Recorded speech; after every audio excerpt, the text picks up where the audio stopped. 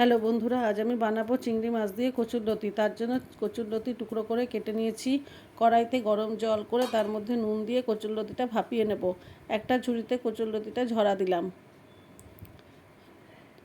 নিয়ে নিয়েছি চিংড়ি মাছ, টমেটো কুচিয়ে নিয়েছি, একটা দুটো পেঁয়াজ কুচিয়ে নিয়েছি।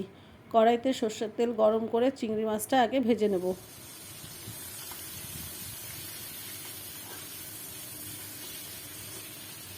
ভাজা চিংড়ি মাছটা তুলে ওই তেলেই দিয়ে দেবো কালো জিরে, শুকনো লঙ্কা, তেজপাতা।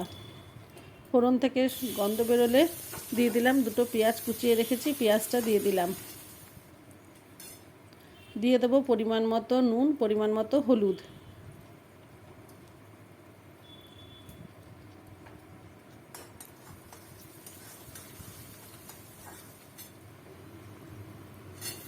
দিয়ে দিলাম টমেটো আর দুটো কাঁচা লঙ্কা।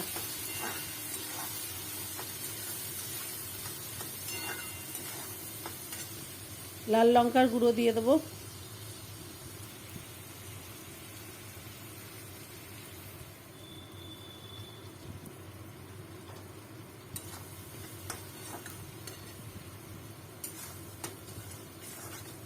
ভালো করে মশলাটা মিশিয়ে নেব।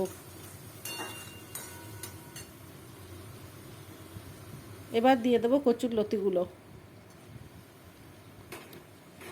কচুরলতিগুলো আগে ভাপানো আছে, এবার গ্যাস বাড়িয়ে ভালো করে ভাজা ভাজা করে নেব। দিয়ে দেবো চিংড়ি মাছগুলো।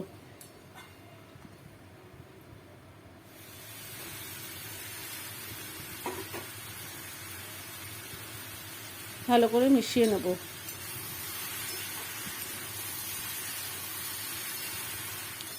দিয়ে দেবো 2 চামচ চিনি।